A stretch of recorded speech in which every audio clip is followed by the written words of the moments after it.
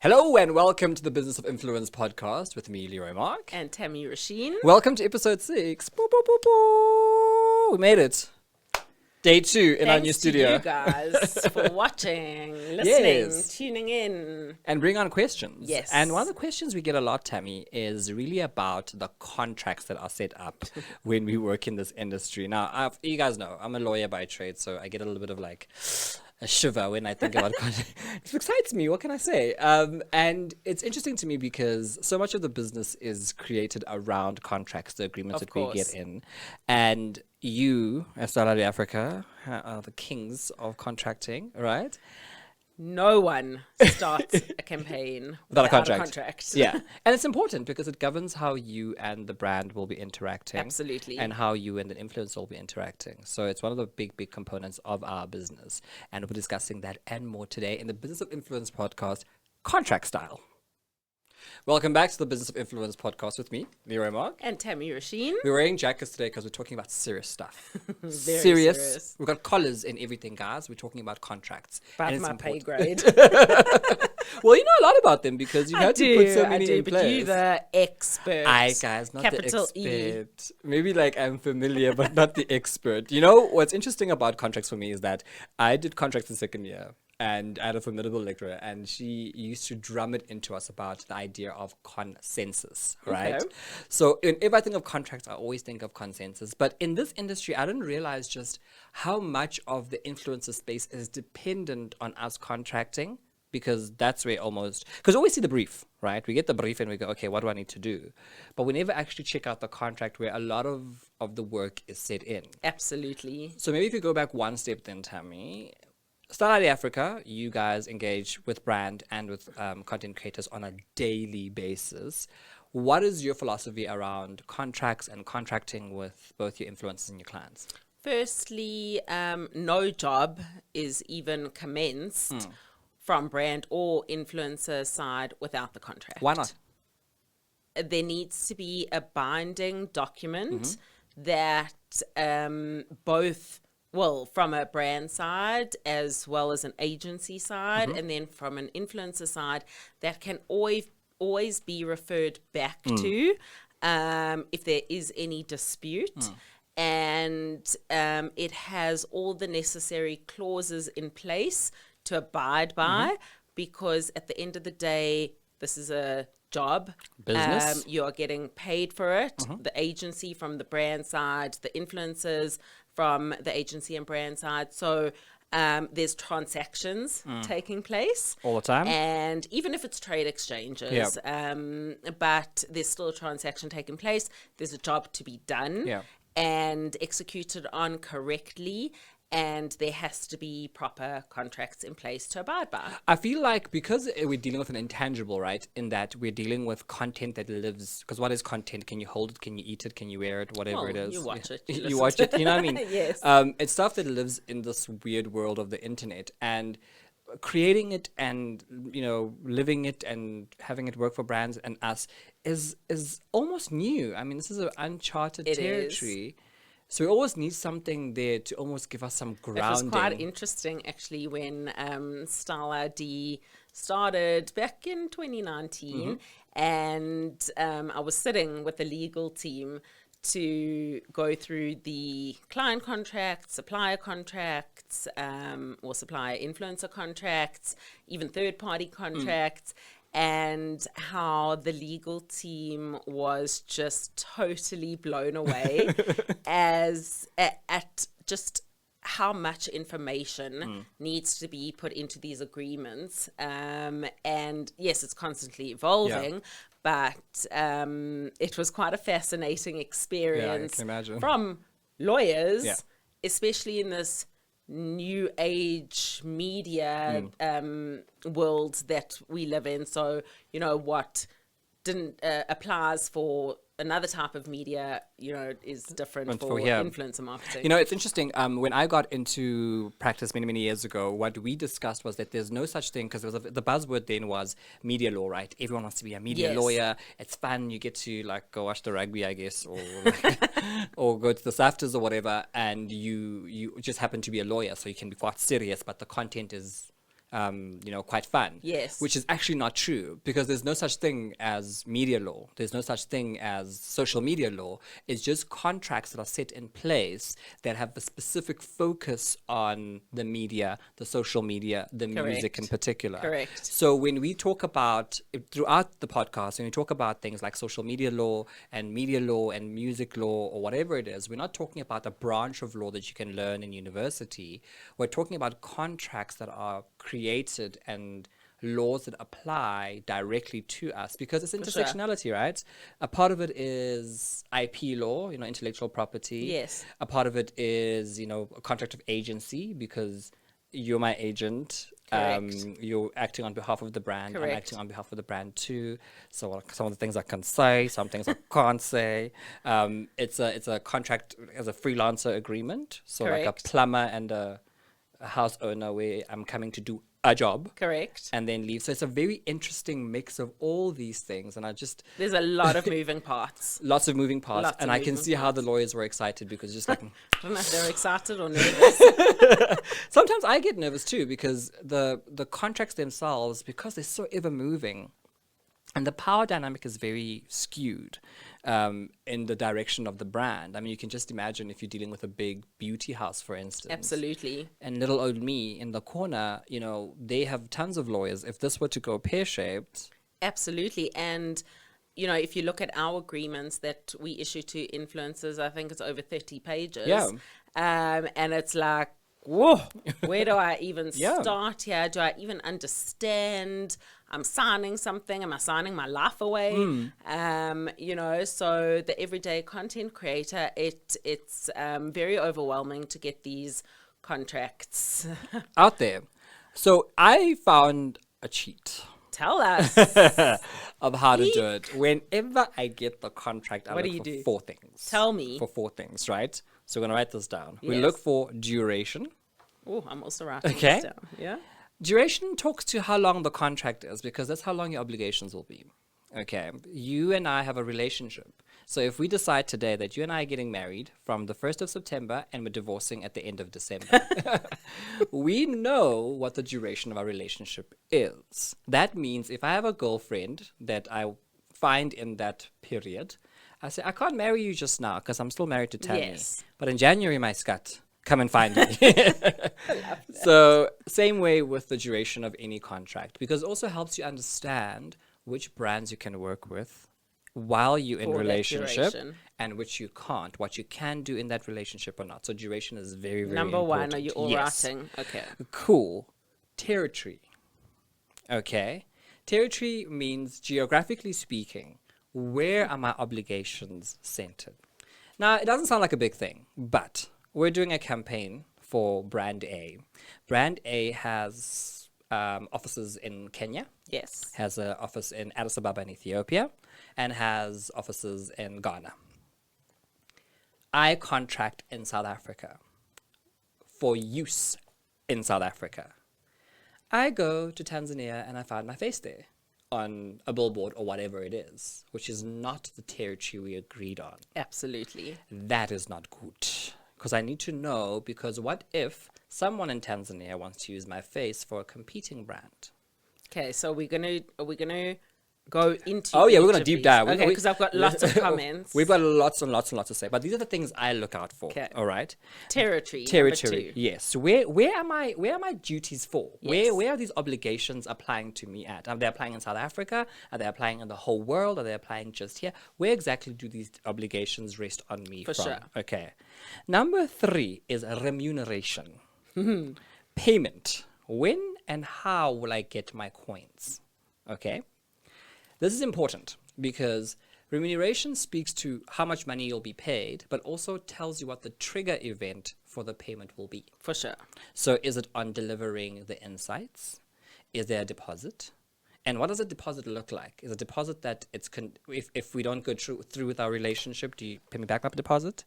Do I get to, must I pay it back? Do I get to keep half of it? What is the situation with the payment? Okay. And number 4 are obligations. Exactly, the other word for obligation is performance. Yeah. What must I do? Deliverables. What is our deliverables? What is my performance? And As a caveat to that, as a add-on, what happens when I don't perform? And Love that. the legal word for that is breach. When I breach our agreement, what happens over there? And I think we can start diving into these. These, Okay. for me, are my favorite 4. There's many, many, many others. And I think we'll do a part 2, a part 3 I think so. to chat to this. And also have a wonderful legal expert coming in. Katleho Mokhosi. We'll chat to him also about this. But for our purposes here, this is the 4 that I want us to start with. Right. Perfect. So you had a comment about duration. Okay, so duration, absolutely, number one to look at. I think for the purpose of duration and territory, there's a subsection, putting legal terms to this, subsection, in terms of usage. Yes, Okay. absolutely. So duration, yes, from what date to what date. So the contract will state Leroy is working on this campaign or this job from X date to X date. Yes. However, when it comes to usage duration and clients being able to utilize the content, there will also be clauses depending on the client and the campaign to the client would be able to utilize that content for a specific duration that may be out of the duration of the job. Got you. So Leroy is doing a job for a month, but client can utilize that content for 2 months. Yes.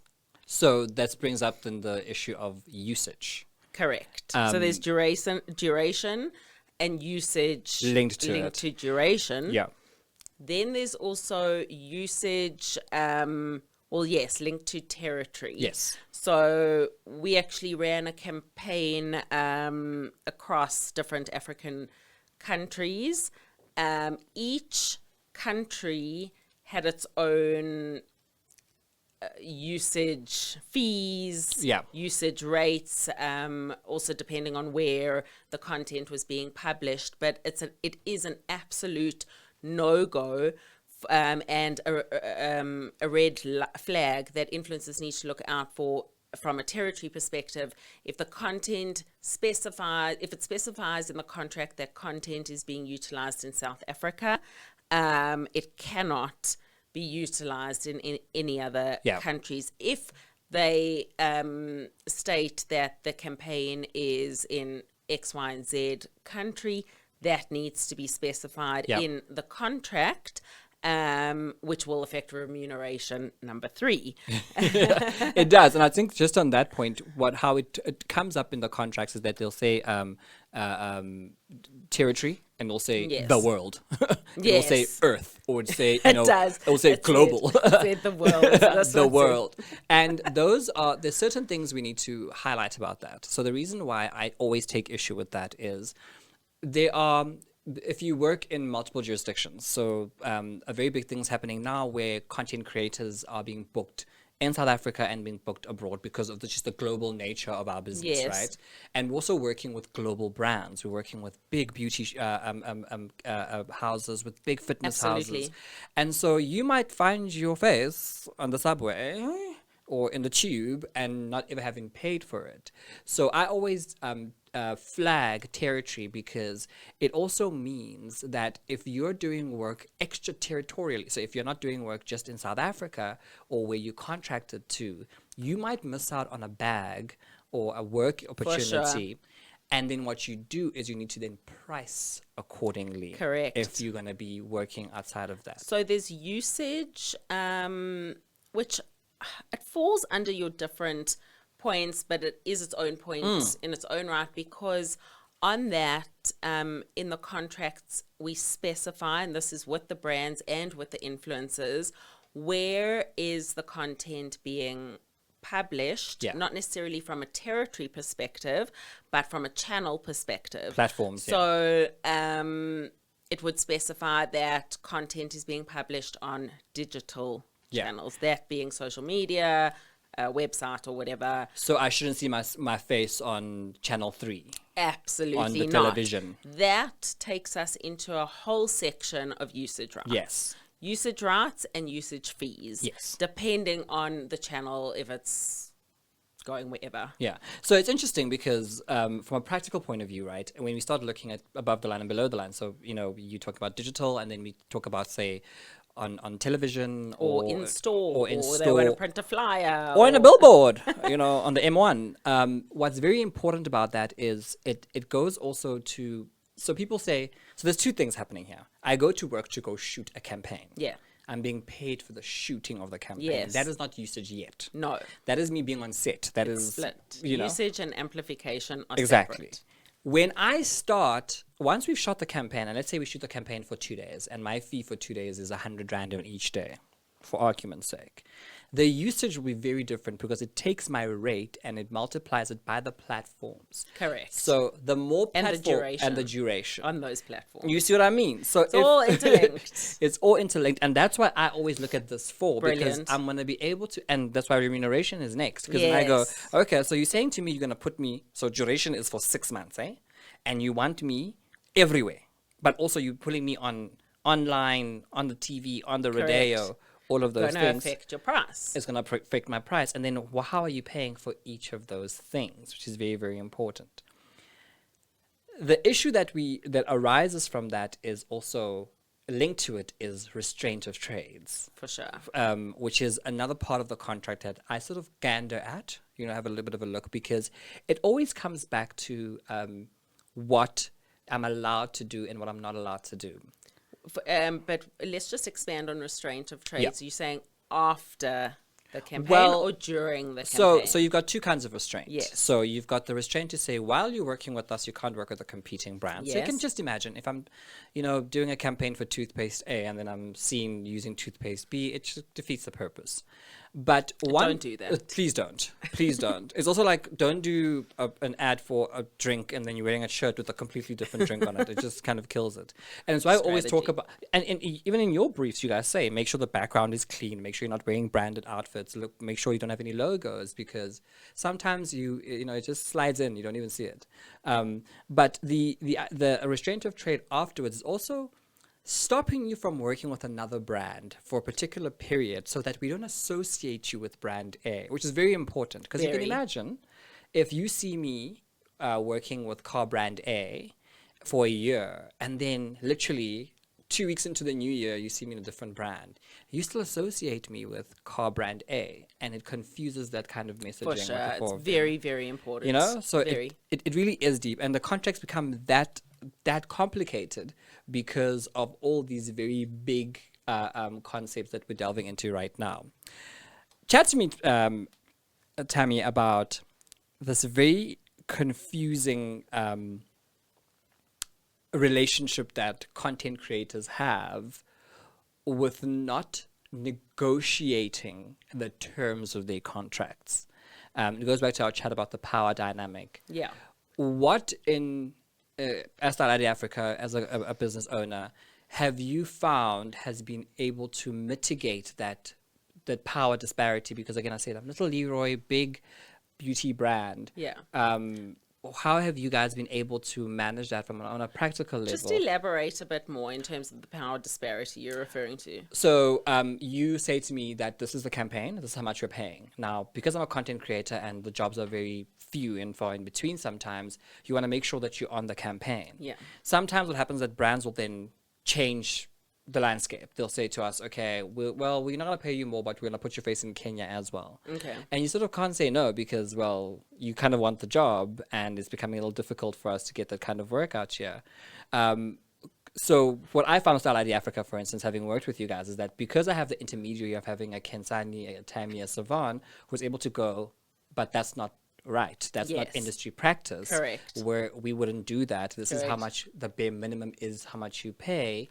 Those are some of the ways I've seen you guys do it. So, I don't know if it's and we deliberate do, or not. No, correct. So we do the negotiation, on behalf of the influencers, and that is definitely a key in working with Style ID, because we have that expertise to go back to the brands and say, well, if this is going to be published elsewhere for X duration, et cetera, then, there needs to be compensation for that. We do the negotiations on behalf of the influencers. I don't think there's actually ever been an instance that we've experienced where we've never, gone back to the influencer and said, well, it's going to be published on a billboard in Kenya. Whether you like it or not. But that, then again, we have our contracts with the brands. Yes. So we obligated to do certain things in the contracts. The brands are obligated to do and abide by certain things in the contracts. So as the middleman, we've got two sides to look after. So there's definitely the negotiation hat that has to be worn a lot of the time. And I think that's what makes it different, in that you're as much for the influencer as you are for the brand. Absolutely. And because you're contracting with both, you almost have fiduciary duties for both. So absolutely. This is the interesting part of working out with Style ID Africa. When we come back on the other side of the break, we also chat about some of the things that you need to avoid, but also some of the ways that you can avoid disputes and resolve disputes before going to court, because going to court is very, very, very expensive. It is a business of influence with me, Leroy, Tammy Rasheen, and I'll see you after the break. Welcome back to the Business of Influence podcast with me, Leroy, and Tammy Rasheen, and we're chatting about contracts and everything legal. So everything. Oh man, stuff. I'm feeling like I'm showing my age, Boston legal. But it's so interesting to find that, like, I didn't think we'd get this passionate about it, but it's such an interesting corner of our business that it really underpins a lot of what we do, sure. and how we even make money out of it. But I think one of the big things that content creators, I know at least I've had an issue with, was the idea of intellectual property and who owns what. I remember back in my... Let's say that again. Who owns what? So we have a case where we have Leroy gets a brief from Style ID Africa on behalf of Tammy Incorporated Beauty. Okay, and this is the campaign, and we are ready, and we've got a brief. Leroy goes and shoots the content, and Tammy Inc says, beautiful, we love it. All right. Style ID facilitates that and makes sure everyone is happy. To whom, in your opinion, does the content belong?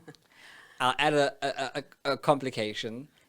The content has Leroy's face in it. Yes. So it's Leroy's face that is on the content. It's not just like a picture of the product only. The product, yeah.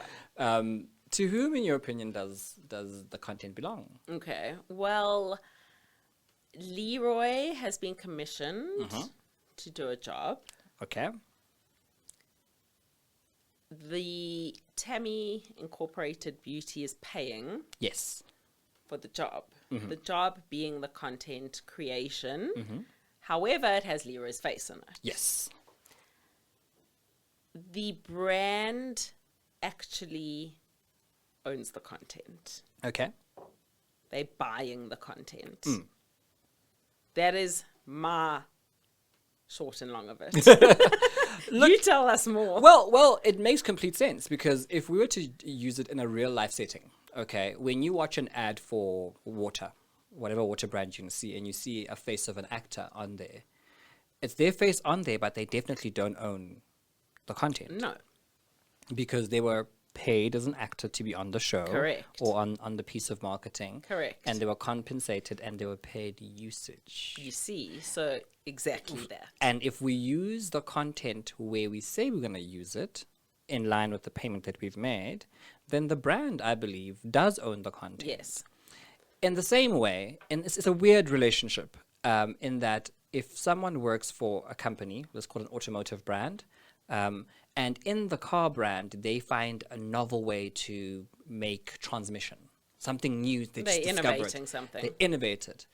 The company owns that intellectual property. Correct. Because you are being paid by us, you are working in the scope and duty of your job, and therefore we own it even though it came from your mind. Exactly, and the same can apply for the IP in technology, for the Style ID platform, that whether it's a developer that's coming up with a new product offering, or someone in the company that has a new way of implementing software that we go and create, that is still owned by the company. Yeah. Well, there's a complication now, because when you talk about the tech space, there's a particular telecoms company. Sorry, we diversified a little, but it's IP. It's IP. We're moving. Well, there's a case right now in the tech space where a particular person was working for a telecoms company, and he claims to have created some messaging system, we'll call it. Yes. We all know what it is, but, we're not going to talk about it. And for me, it's interesting because he wants to be compensated billions with the B, right, for creating this particular platform. And then the argument could be, but he was working for the said company. Correct. Does that not belong to the company itself? And I think when I chat to Katleho later, our I legal definitely expert, think we need further find insight out. there, because there's different scales definitely. of that. You working at Apple Yeah. and and you find a way. exactly. So I'm definitely interested to hear what But- Katleho says, but from a content creator yeah. perspective, hence why there's agreements, why there's duration, why there's usage rights and usage fees, because the brand is buying the content. Yes. And it's the same. Okay, the face of the individual might not be in the content, but I don't know, think of graphic design. Yeah. Or, I think- or you're designing something, you're creating a piece of artwork, or there's so many avenues that we can talk about Yeah. with regards to IP, but the client is purchasing and paying for the piece. I think the interesting thing is we can contract in and out of it. And I Yes. think for me, the ownership question gets solved Yes. in part by saying, okay, we're paying you this amount, okay, you, just to be safe, waiver any right to the to the intellectual property going forward. So you're giving off your right Yes. to the company, and we are receiving the right, and then we're compensating you for this right in this particular way. Exactly. However, here's how we're going to be using that right. So as you say, usage, where you've agreed that your face will be used on the billboard and the wrapping and the packaging, but you haven't agreed for it to be used, for instance, on television. Or you can go as far as depends how big the product is or whatever. Discussing with the brand royalty fees. Yeah. And the reuse of that. And for me, it's very interesting because even things like this podcast, right? Some platforms own everything you put on there. Yes. So you can literally bump into your picture where they're using it for whatever, and you wouldn't be able to claim because there's a disclaimer somewhere saying that our content, the content you put on here, belongs to us in perpetuity. And part of the Correct. fights in continental Europe and some of the Americas is that some of the big social media platforms almost take ownership of our data. Exactly. Because exactly. we freely hand it over. So it's a very interesting place to be. Very. But I think just to err on the side of safety is to look in the contract what it says about who owns the content. Yeah. Because also it restricts you from using it. So for instance, if I do a wonderful piece of content for Style ID Africa and I want to use it in a presentation I'm doing for another company or another business I'm working on, and I say I did this wonderful brand work, and then Style ID says, but you haven't paid for it. That. You've given it Exactly. away. You've got there's just careful treading of ground when Yeah. it comes to using of content for anything. Yeah. For Let- anything. Let's put another layer on it. What about using other people's content? What has, in your opinion, if I know, like music, for instance, is the big one that we use, where people almost pirating people's music, the Yeah. songs in the background. I know one particular big artist who just finished her Renaissance tour right now. If you want to put a video out that's going to be taken down in seconds, use her music because she's very particular about where it goes. But I just also wonder what is the rule really when we're using, say, music on content. Because we just sort of go and say, oh, okay, so, we just want to put a little sound in the background. So Very it's nice. important to check the rights with that.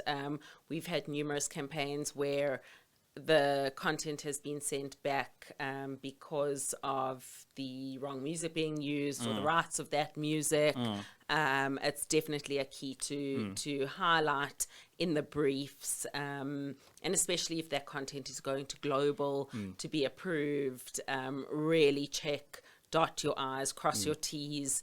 You don't want to land up in trouble. in trouble. bin. And Yeah. some brands, what they will do, I'm working with a particular one now where they'll send you a music file to say this is the music that you can use because we paid for it, so you can then stay and play in That's this little very corner. clever. And I That's think it's very very clever. interesting. Yeah, to absolutely. to play quite safely. Let's say we get into the relationship and things do go sour, and this is the part of the conversation. Can I say? Deep sigh. Did you all hear that? Loud and clear. The world of contracts is such that it's almost like preparing for the divorce. It's like, if things go wrong, we need to know what we will do in that event. Are you married in It's community? your Are you property. married out of community? Listen, and when you do figure out what happens, usually it's a bit too late. But let's just talk about generically before we get into the contracts. You work a lot with influencers. You work with lots of brands, and you work with lots of influencers working for brands. Yes. What are some of the, just generally, without the contracts playing a part, of the things they do like wrong, where you just go, but why would you do that? Like The influencers. The influencers, Okay. yeah. Oh, can name a few. Okay, where do I start? Some recent ones. Let's just go top of mind. Not meeting deadlines. Okay. So very delayed with content. Okay. Which has a ripple effect. Absolutely. On so many levels that I don't think influencers actually understand. So missing deadlines, not sticking to the brief, and creating incorrect content. Okay. I think those would be our two main ones. Yeah. Yeah. Because it really speaks to my next point being contractual breach, because even though those seem like just annoyances and things that are... No, so we've just had a most recent experience where content was about 2 weeks late. Ooh, yeah, okay. that's like, wow, how do you even do that?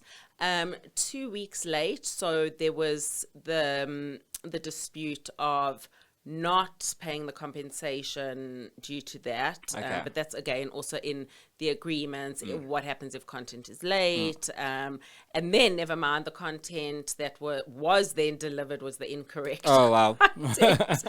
are you doing? It was shot somewhere where it wasn't supposed to be Okay. shot and things like that. So I think those would be the two main aspects. I think what content creators don't realize is that those are actually actual contractual breaches. Absolutely, without a doubt. And the idea of a contractual breach is that there's always three ways of managing them. There's what we call specific performance, so we can still force you to perform. As the innocent party, we can say, okay, we are forcing you to perform as per the contract. Yeah. Okay, which sometimes doesn't work so well because now there's a sour taste in our mouths, Yeah. and now we really want to just like get it over and done with. But sometimes it's the easier one to do because it means that we don't need to, we need to execute the contract, the campaign at the end of the day. Correct. Whether it's 2 weeks late or not, we need to get it out there, hoping that you delivered the right content for us to be able to use. And then there's something called malperformance, which is performing badly or defectively, which is what happened with you or this particular Yes, content yes, creator yes. who, although they performed late and incorrectly. Correctly, yes. So they've almost made it impossible for you to use the product, and you as a company are then able to ask them to either perform properly or cancel. In this case, it was cancelled. Yeah. So what influencers also need to take into consideration is a lot of the times when you creating content, it's around product launches. Yeah. There's specific Timelines. there's specific dates and a duration. A product launch is valid for, and the 2 weeks, and then you're moving on to the next, So there's no point in publishing the content that's arrived 2 weeks late, because that was Gone. 2 weeks ago. It's useless. And the brand can't use it. Yeah. So that, in this case, was completely cancelled. And it's one of the remedies that we have in contract that we can cancel a contract and even claim for damages. Yes, there is a claim for damage. That's sitting on the table right now, Yes. and which is something that we want to avoid again, because usually the damages for something like that, when we quantify it, will be, you know, much more than the remuneration you would have received. Exactly. So you exactly. almost want to just not get to that point. For and sure. it's one of my best practice sort of tricks is create your content early, send it in for review, and then once you reviewed it, you'll get a response to tell you what's wrong quickly. And read briefs. Well, Read briefs. first prize, See, Fundan. see the timelines. Plan your schedule. And that really, again, from a contract point of view, it's we regulate it in the contract to make sure that we don't have those issues, because you can imagine how much a brand invests in product delivery, Absolutely. in the output, and they really banking on getting that return on investment, and unfortunately the investment has now gone down. Be nice. Do nice work. And Build do your job. relationships. Which- Otherwise, you go into our black book. And there is a black book, let me tell you. Let's chat about how we then resolve these disputes in ways that might not necessarily need us to go to court, because court is expensive. I mean, I remember in particular one of my senior directors saying to me that if they were to go to court, if they had to hire themselves to defend themselves, they couldn't Yes. afford themselves because of just how expensive legal. I must Yeah. be honest, we haven't reached Yeah. that point. So everything has, in our experience, been resolved amicably. Yeah, don't go to court. What is some of the and this is the important part. What is some of the things that you do to avoid court? So I'll chat from a content creator point of view. Yes. If I'm having issues with a brand, for instance, email. Hi, dear whomever, are you aware? Are you dealing with what's happening? I had an incident, I think I've spoken about it on this platform before, where I was sent product that I didn't know I was part of the brief. You know, it just got Yeah? sent to my house because they had my address. And so I reached out and said, hey, What must I do with you it? know, Kensani, what's up, you know? And in the exchange, I got confirmations in the paper trail that no, there's a campaign, you've been booked, Okay. and your rate is the following. Okay.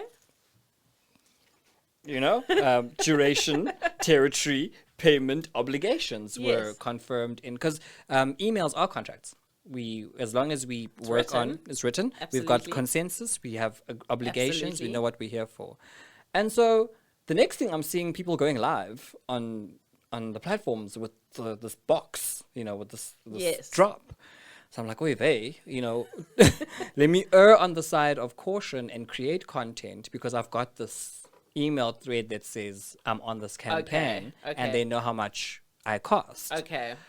To find out 3 whole weeks after the campaign happened and I'm inquiring about my invoice, they say to me, oh no, that wasn't meant for you. Yeah. But the box came with my name on it and you came to my address. So how did you handle that dispute? I said, but you can't, because now we're working ex post facto where the content has gone live and you've derived a benefit from it. I'm at a loss. Absolutely. In fact, legally speaking, you've been unjustifiably enriched by my work, which is a whole branch of law, whole branch. But I just said, you know, here there's 2 ways of doing it. You know what my rate is. I've got the email thread that we've had between the 2 of us. So just pay my rate because I've done the work. And my issue was not about the mistaken brief, because briefs land in your inbox by mistake. You Yeah. know, there's many Leroys or there's many Tammys or there's a misspelling. But when I engage with you back and forth and you allow it to go that far down, then what needs to happen? And luckily I was familiar with the person who owns the company. And I said to him, this is what happened. And I'm just annoyed because I've worked. I've done the work. Absolutely. You know, the dentist has pulled the tooth out. You got to pay, you know. And luckily the person was someone who's upstanding and understood the mistake. And then they made the payment. Okay. But I'm just saying that, you know, instead of running to Twitter and going, you evil. That's happened before. That has happened before. Yeah. How do you navigate that? How do you navigate? Oh, it was a PR crisis. Yeah.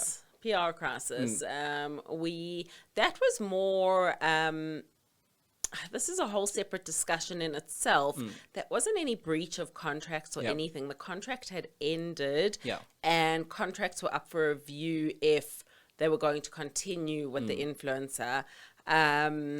There, we had explained to the influencer, just as the brand was changing direction, and that we weren't going to continue just yet, but considering going forward down the line, and Twitter came along. Oh yes. Oh yes. My look, I understand Twitter is a very powerful tool.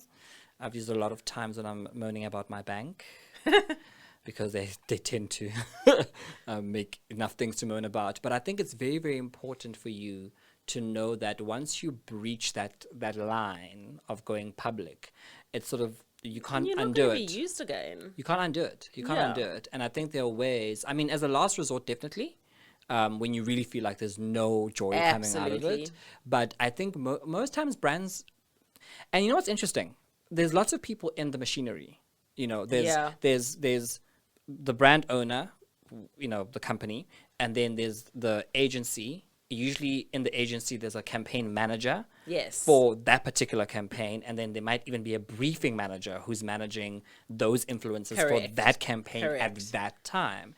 And then there's HR and finance you have to pay. And Yes. sometimes things do get lost in that mix. And I always say, if you really, really, really, really, really want to go to Twitter, try go everywhere else first. Try Yeah. send an email, try put a phone call on, try and call someone else and say, listen, Tammy, job was not Unless working. You've gone to sending smoke signals Yeah, and there's and a been no pigeon. response then. But also just be cognizant of your approach on Twitter if you are going there, because, you know, just there's technology that we have that we can type in a brand and it picks up all the mentions for the last 12 months. And you don't want to pop up as the influencer that's got all this negative sentiment about the brand, because you're not going to be used, you know, by brands. So yes, if you have to go to Twitter as your last resort, but just be cognizant of your language Yeah. and the way you speak. And you know, it is the last resort. Yeah, I think the contract is there, and you definitely have your rights and obligations in the contract. But I think also be pragmatic and practical. This business is a business Yeah. where we do repeat business is very important. Yes, very. And if I have an issue and I call someone, and we scream and shout quietly in the corner, Yes. we most times can resolve it. I think you'd Correct. have to be very malicious for you not to want to resolve it. I have a question. Yeah. In your instance, what would you have done if you had spoken to that particular business owner or agency owner and they outright weren't going to pay you? So I would have tried to find who would be the briefing person generally, because the other thing about influencers is that I know other influencers, so I know Yeah. someone else and say to you, who's working on this? Is it Tammy? Okay, Yes. and then who's inside there by Tammy's? Who's busy Yes. with this? And then you're usually able to find the person who you can speak to, whether it's the brand owner or the marketing person, to say, listen, I'm not having a good time. I've done the following things. This has been done for me. I don't know if you know that we're working with a company that does that. And usually what happens is that it's an over-eager person who, in the midst of all of the stuff, sort of lost their way, you know. and to be quite honest with mine, if we take all the feelings I had on the day and everything around it, it really was just someone who I think was having many people talking to them. They thought that I was in the fold and didn't take the moment to say, wait, is Leroy actually meant to be on this thing? And then Yes. go, oh, no, he isn't. And go, Yes. oops, sorry. They sort of let it go because they assumed the systems would catch it. But Yes. sometimes systems fail. And what I Absolutely. appreciated about them is that I got a very good apology and we have a very good relationship going Yes. forward. But it also implicit on the brands to remember that influencers, we're trying to just get our buck in. Yeah. And when we trying to, sometimes you get wild and angry because you're just like, I've done the work. Totally. And it goes back to that disparity between the brands and the content creator. Yeah. You feel like, well, you know, it's going to hurt. Yeah. So, wow, a lot to digest over there. Whew. When we come back, I chat to Katleho Mokhosi, who's a lawyer who does amazing work and is able to just shed some light on some of the processes and the concepts that Tammy and I excited for that. Oh yeah, it goes over kancane because it is quite a deep corner of the world, but I think it's very insightful. So please stay tuned and don't forget also you like, you comment, you subscribe, you retweet, you repost, and also tell your cousin and your milkman about it. When we come back, Katleho Mokhosi. A wonderful guest coming to us virtually, my good friend and attorney extraordinaire, Katleho Mokhosi. Katleho, thank you so much for joining us. Hi, Leroy. No, it's a pleasure. It's really a pleasure. You know, it's very seldom that you get to work in my industry with people from my former life, right? Back in my lawyer days. But I think this is a wonderful time for us to have our two worlds converge because, you know, as content creators, so much of our work relies on contracts and understanding the law because we're dealing with brands, we're dealing with contracts, we're dealing with deliverables. And I think this is a conversation that's going to be very, very beneficial. But maybe let's go back two steps. You're an attorney, you're a director at your own law firm. Maybe give us a background about how you got into the industry and what you love most about this industry. Okay. No, thank you for having me on the show, Leroy. Yes, my name is Katleho Mokhosi. I'm a WITS LLB graduate. I went to WITS University. I graduated there in 2016. Mm. From there, I was a judge's clerk. I clerked at the High Court Pretoria for Judge Colopin. Judge Colopin now is the Constitutional Court judge. Yes, please, thank you. He's a Yes. justice. And then also Judge Sutherland. Judge Sutherland now is the Deputy Judge President of Mm, the Gauteng Division. So those were my judges that I clerked for at the Pretoria High Court. mm. And then from there, I did my articles of clerkship at Right Rose Innes and Saxon World, and also completed them at Bola Fanamava Attorneys. I got admitted December 2020. So I'm an admitted attorney of the High Court. Yes. And then I partnered up with my law firm partner, Mr. David Nhlapo. And then we formed our own law firm. So now today, my law firm is registered and we are known as Nhlapo Mokhosi Incorporated Attorneys. Mm. I'm practicing in Midrand and I've also got offices in Boysens in the south of Johannesburg. You are a busy man, so we really, really appreciate your time. I think let's dive right into it.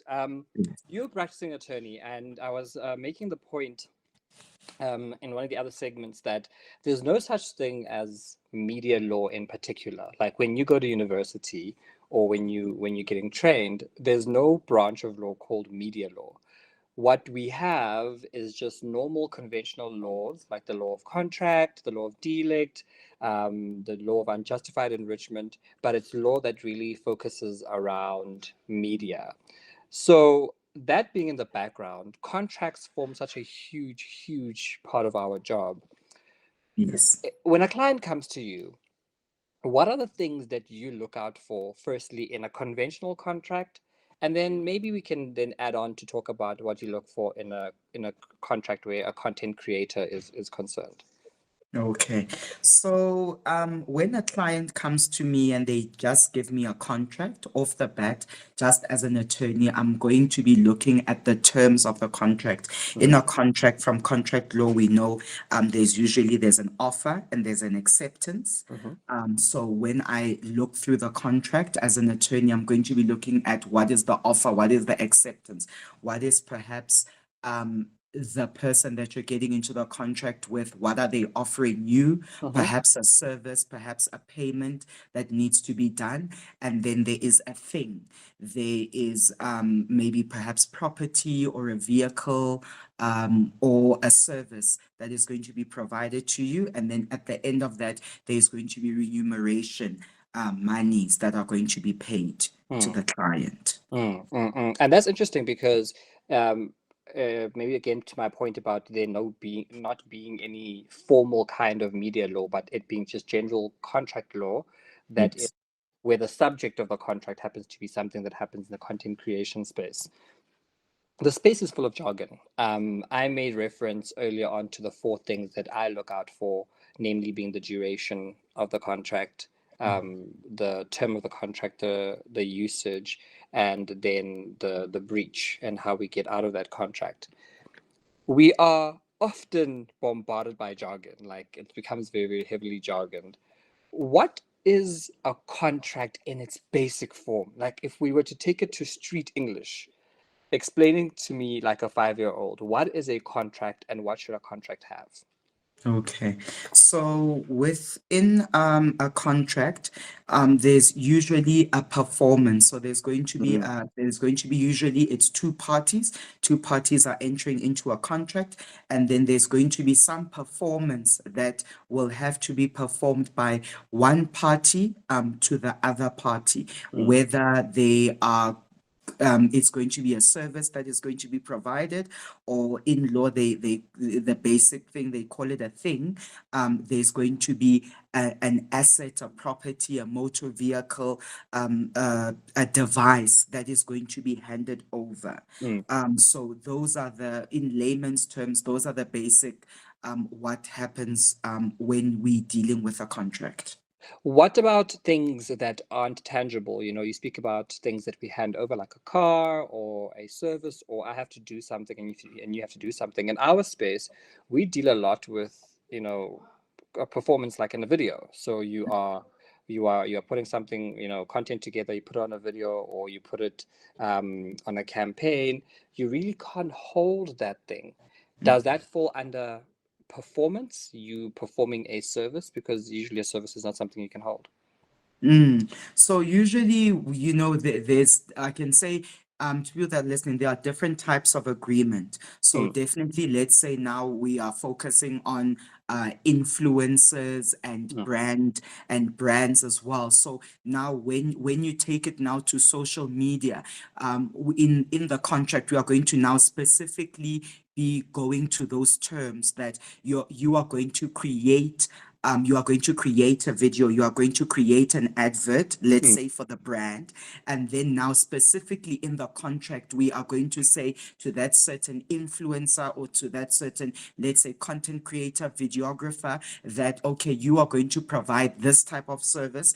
We then, as we're drafting, will go into detail about now, let's say, how many mm. posts you need to do, perhaps how long the video needs to be. Does your video need to be 25 minutes? Does your video need to be 20 minutes? So specifically, we are going to go into the terms of the contract Okay. and take now you as an influencer, your specific wording and your jargon as an influencer, and incorporate it into the contract. Okay. Now, specifically, let's take a well-known influencer that is on social media, and they are partnering up with a brand that is maybe a telecommunications company or a cell phone company, and they're going to advertise something. That specific contract now, because they've got that major following Mm, on their social media platform, perhaps the brand that is going to be partnering up with them will have in detail that, okay, we want you to do a video for 30 minutes or for 25 minutes explaining the product to the mm, consumer. And the brand as well, they want the attraction, they want the following, and they're definitely going to be putting rates there for how long, the duration of the contract. So for how long does the video need to be up there? How many times in a week do you need to post? And I guess as well, some of the terms, the influencer as well will share that information with the brand, that usually when I post something during the day or post something at night, this is when I get most of my mm. attractions, most of my followers are active during that time slot. So that is when the time slot, most likely I will then be able to promote your brand. And then now, as influencers and content creators, those are the sort of details that should be now going into the contract. Those to form part of those terms of the contract. Yes, yes, Chat to me correct. about, you mentioned the idea about how many, how much engagement I will get or when my followers are most active. And, it's very difficult because it depends on what's happening, right? on a Yes. day like today where we're dealing with a lot of news that's happening about the things that are happening, the terrible atrocities happening in Palestine and Israel, and we're looking at globally, we've got people who are masquerading as doctors and things. The news is very busy today, and in the contract with my telecoms company, let's say they say, Leroy, you need to post on this particular day. um, is it would it be fair to for a brand to put in how much engagement or how many likes I must get on a post, because it's something that's so in the air, it depends on what's Mm. happening in the moment. You can't say for certain that 10 people are going to like my image. Is that something we can contract into? I definitely think, yes, that is something that you can definitely contract into. And I definitely think that the content creators and the influencers need to be aware of that, and they need to actually be careful, because those are one of the terms that in the contract they should specifically as well be looking out for and Mm, reading. Let's say now on this specific Monday, they need to post this content for this brand. And then on that specific Monday now, there's this issue now about Israel and Palestine, or there is a fire, there's a building that has just caught fire in Johannesburg, and now that the media attention has been focused on that burning building in the CBD in Johannesburg.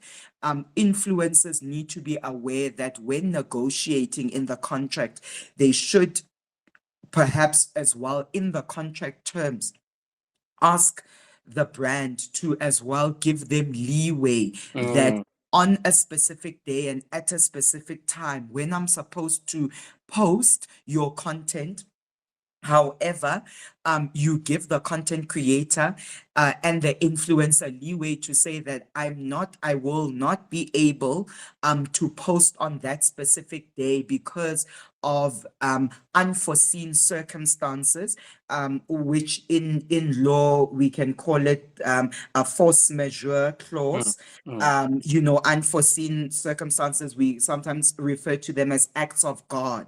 Acts of God, those are unforeseen circumstances. There's a flood now in KZN, and now the whole news and the whole feed of the timeline on social media has been filled with burning building and a flooding in KZN and in the coastal areas of South Africa. So at that specific time, on that specific day, on Monday at 4 o'clock, as per the contract, the influencer or the content creator cannot now perform mm, cannot now perform as per the contract. mm, So the influence on the content creator should actually include in that term that we call it that force majeure clause, or mm, a clause to just give that leeway that perhaps if I'm not able to post on that specific day, give the influencer leeway, the contract, the content creator leeway mm, to perhaps post on another day, let's say a day later, or perhaps mm, even give a grace period of mm. 2 days later to be able to continue with the contract so that they do not fall into breach. I like that. So what I'm hearing from you is that even when a contract comes to you and these terms are very defined and we know that, okay, this is what we're agreeing to, being the brand and the content creator slash influencer, we also need to be very careful that we don't just put ourselves up in situations where we won't be able to perform, because performance is contingent on more than one thing. For instance, I've had instances where I've got content to shoot. In fact, on a campaign I'm working on currently, and the products I need to shoot with have been delayed at customs.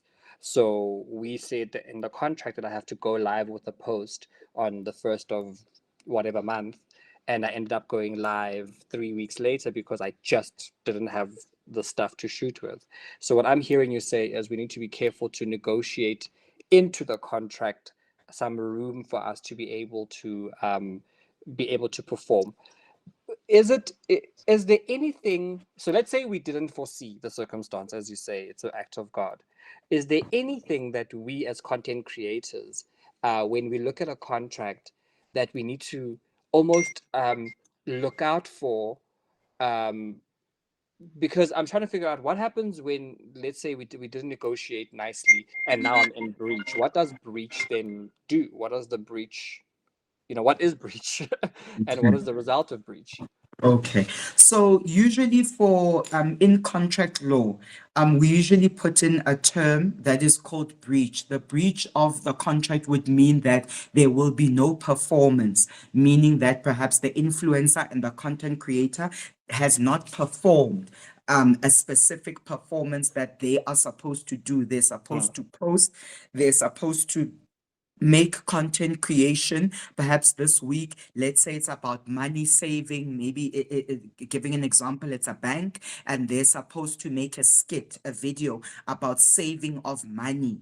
yeah. And then on that specific week and on that specific day, they do not do that. Mm, Then in contract law, we say that you have not performed and you fall in breach. And then we put a breach clause in your contract. And then now, when you haven't performed breach in contract law, we say that you're in mora. So okay. you're in mora, you are Okay. late. Now, when you are in mora, in the contract, we usually put in contract terms for you to actually rectify the breach. Okay. So now, So so so now so when so if I am in breach for one reason or another, you can put in almost a clause that gives me um grace period, as it were. yes, perhaps. So let's say that. So for the influence of the content creator, now there is the breach clause in the contract, and they are in breach. They have not performed the specific performance. They have not on Monday, the 20th of October. They were supposed to put up a video. They were supposed to put up a post, and they did not do that. So they are in breach of their contract. Now, within the contract, as attorneys, we can put a grace period in order for you to be able to rectify your breach, in Mm, order for you, and we put leeway up, usually about a couple of days for you in order to be able to rectify the breach. So now that specifically is what I'm saying to influencers and content creators, that in your contract there will be a clause about breach, and that if you breach as a content creator and an influencer, the brand can take certain steps against you, right? But now, what we are saying here is that be aware of that breach clause. Draw it to your attention that, oh, I'm entering into a contract with this brand. Should I not perform? Should I not post? Should I not do the video? Should I not do the interview online at 7 o'clock with this specific person? I am in breach. mm. Now read into the clause and say, now allow me a grace period. Allow me a grace period for me to be able to rectify my breach. And then from there, you as the influencer and content creator will be able to continue with the contract, and the contract then will not come to an end. How, in the event that we did negotiate and Leroy didn't draw himself to the breach clause and now he is in trouble, what remedies does the brand have against Leroy? So let me give you an example, right? We hear all the time about how gym contracts, if you want to cancel a gym contract, you have to pay upfront all the months that you are going to be in the contract. Does a Yes. does a breach in this particular contract mean that I need to pay anything? What remedies does the brand have against me? Do we immediately go to court? What could happen to me in a worst case scenario? Yeah. Okay, so one thing I can say to influencers, and what usually brands and usually what we like to put in contracts, they usually like to put in an arbitration clause. Okay. So the second part, you're entitled to go to court, but first I will deal with the arbitration clause. So an arbitration clause, they put it there, it's more or less almost like mediation. We go to arbitration, there is a commissioner there who has got years of experience. They'll probably say that that commissioner needs to have 10 to 15 years experience. In an arbitration type of hearing, they will say that we need to hire a venue, and then it will need to be recorded, and we need to hire that venue for a couple of days. One thing that I can say to influencers and content creators is that arbitration usually does not favor the person who the brand or the company is fighting against. So what I would recommend is that in your contract, scrutinize your contract, and when you do see an arbitration clause, definitely do ask the person, the brand that you are contracting with, that may you please allow for the jurisdiction of the magistrate's court. When you go to the magistrate's court, going to court in South Africa, generally we can put it, is for free. When you have to go to court, there isn't specifically that now when you are suing someone and you're going to court, you necessarily have to pay. And usually court process can be a very lengthy experience, and it can be it can go on for quite a couple of months. So what I would say to the influencer and to the content creator is that in your contracts, please do make aware and look out for an arbitration clause. Arbitration is very expensive. They usually want you to pay the commissioner somewhere between 15,000 Rand to 30,000 Rand and more because of their experience. You will also have to fit the bill of the venue. When we go to arbitration as attorneys and we're representing you there, you won't have to only pay for the bill of the attorneys. You'll have to pay for the bill of the venue. You'll have to pay as well for the bill of the transcribers. When you go to arbitration, you are going to be speaking into microphones, and then now everything that is being said there is being recorded. So it gets recorded at arbitration in your dispute, and then later is going to have to be transcribed. Transcribing that recording and putting it in a book form it also takes money, and which now as influencers and content creators, we are aware that when you do that, usually most of the time you don't have all of this money sitting around. So when you do go to court, you are entitled to approach the small claims court. So the small claims court, it's anything, the monetary value is anything from 100 Rand to 20,000 Rand. That is the allowance for the small claims court. So if you've got an invoice. So if I understand you, if I have an invoice for a company and they owe me 100 Rand to 20,000 Rand, it is better for me to go to the small claims court to go and claim it back, as opposed to going to maybe the magistrate's court or a high court. Yes. Okay. So I would like the influencers and the content creators to know that when you've got an invoice, let's say for 5,000 Rand, 7,000 Rand, all the way up to 20,000 Rand, you can go to the small claims court. You go to the clerks of court. They assist you with issuing a letter of demand. You take your letter of demand. It gets issued at court. You take it to the police station. The police accompany you to whichever company that you need to take it to, and then you serve them with the letter of demand for your amount of money that has not been paid, and you will appear before the clerk in the small claims court, and you can argue your matter yourself. So at least in that process, you're not going to be spending a lot of money and litigating. Then the second process that we have, you can go to the magistrate's court. The jurisdiction of the magistrate's court, it's from 20,000 Rand all the way up to 400,000 Rand. So when you've got a contract or a dispute about your invoice and money that is being owed to you from 20,000 Rand to 400,000 Rand, you are allowed to take it to any magistrate's court. Now, when you've got a contract or an invoice, the brand or the company owes you 400,000 Rand or more, then now you will need to go to the High Court. That will fall under the jurisdiction of the High Court, and you will have your attorney, and your attorney will brief your advocate, and you'll go to the High Court and you'll fight that matter there. But just on a bigger and more wider scale, Katleho, I mean, you're a practicing attorney director at your firm, and you have experience litigating and working in matters.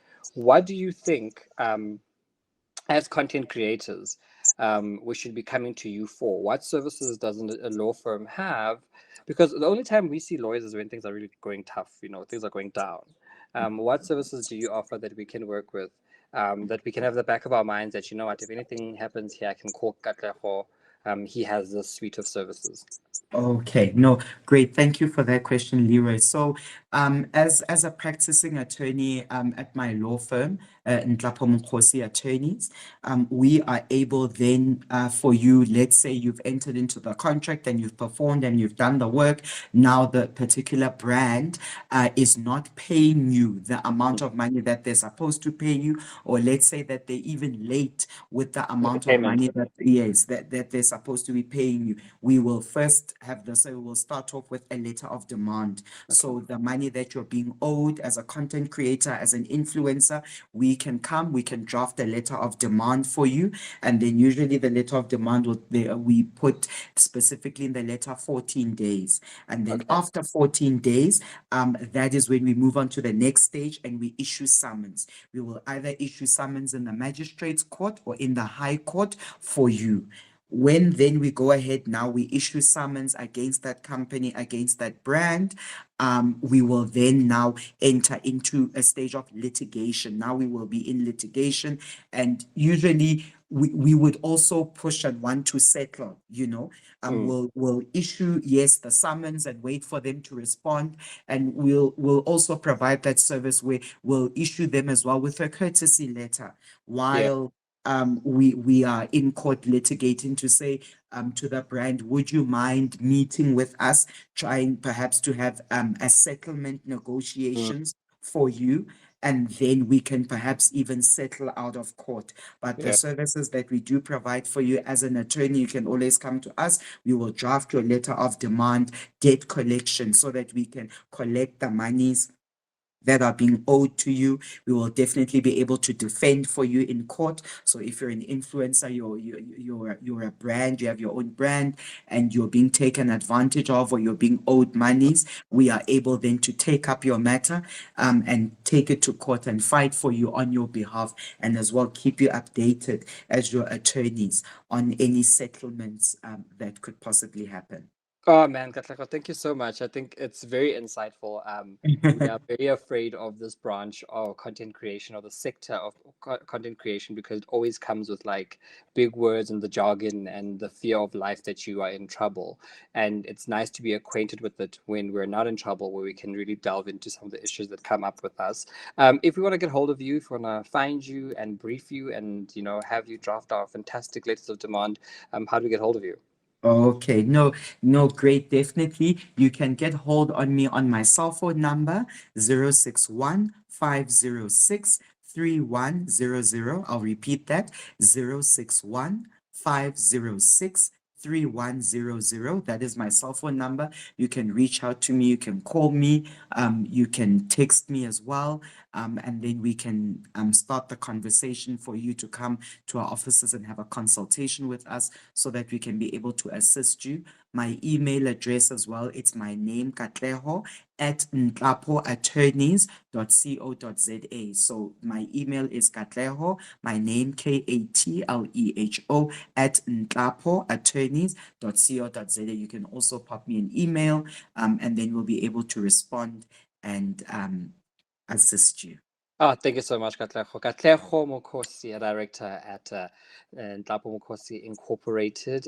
Welcome back to the Business of Influence with me, Leroy Mark. And Tammy And a Rasheen. big shout out and thank you to Katleho Mokhosi for coming through and chatting to us about all that legalese. I think at least it lands a bit better now because you have an expert in the field coming Absolutely. through. And It's powerful. it really is. And I really appreciate that also. It's someone who's young, who's understanding the landscape Absolutely. of influencer marketing, not just, an uncle who's older, not being ageist, but sometimes we need someone who's on the pulse with the business that we're doing and who's partaking in it in some way New or other. age legal advice. I love it. I love it. New age legal. But moving forward, this segment for me is very interesting because it's an education I had to get myself, all right, about how, there's this whole thing about like when you're working with brands and you do content, you have to put the sponsored hashtag Paid ad, paid partnership. for partnership, and. Why? I mean, who cares if I get a couple of bob on the side for a particular thing? I mean, what in your experience has been part of the reason why we've shifted to that side? It was quite a transition, I think, because there needs to be a differentiation between what the influencers are posting in their own right, Organically, unpaid. authentically, true to who they are, and just the day-to-day regular content versus what is a campaign and what they are getting paid for, and especially with doing product reviews, giving certain advice or tips or things like that, that the educational aspect needs to have that protection of what the information is that is being put forward to their followers. Yeah. I think I like the differentiation, because when I started sort of, when brands would work with me that insist on having the particular, tags, someone explained it so well to say that, when you drive down the highway and you see a billboard for product A, they're advertising. They're pulling you in. So when they say this is the best whatever, you take it with a pinch of salt, because it's advertising jargon. And this is how we do it on socials. This is how it has to be done. And it's also for consumers to know, for their followers to know, that this is a paid for piece of content that's not part of the regular day-to-day content that they create.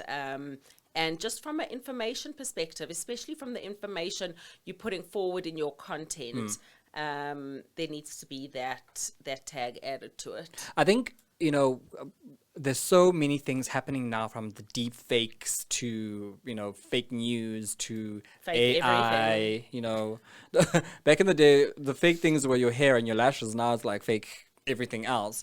I think it's also so important that you are aware when you create the content, as from a responsibility point of view, that even if you are going to use the hashtag sponsored, paid for partnership, etc., that you almost have to have a bit of circumspection, where you don't make, this is the best I've ever used, this, when that it ain't never, that slimming tea ain't never made you lose no pounds.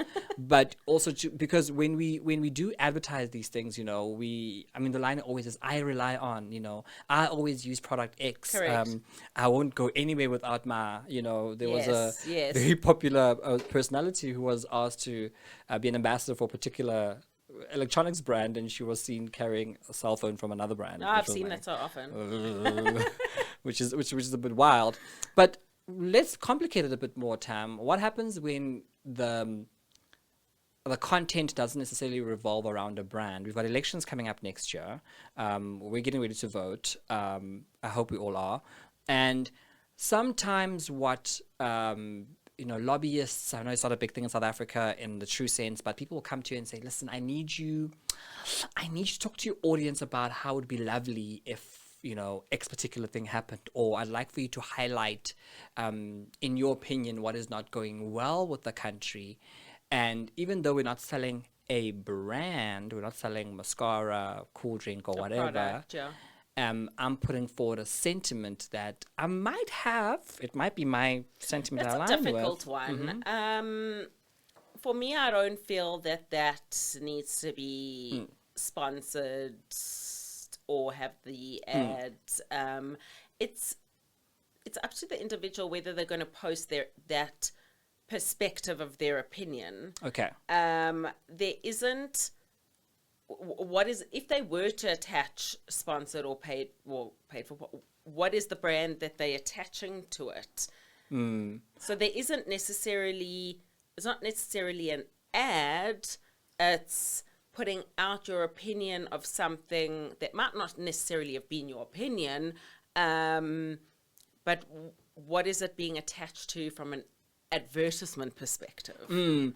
Is it not similar to, for instance, if we commission, as we do during elections, especially in the US, it happens a lot where they'll find a particular celebrity and say, you know, what are your views? Are we know your views are pro-democratic, for instance. Yes. And so we say to you, hey, don't you want to like visit? And then we might have a camera roaming around and say, so what do you think about X, Y, and Z? Because I think for me, I agree with you somewhat in that I would err on the side of caution to say, Absolutely. if I'm getting paid, would I be okay to say, hi guys, Tammy said I must speak about how I feel generally, but I would not have spoken about it had she not said to me, well, here's a incentive. Yes, or, yes, yes. You know, For me, see, there's a bit of a grey area on that one, but the rationale behind ad sponsored paid for is so that consumers or followers, and I'm going to go back to the word differentiate, can differentiate between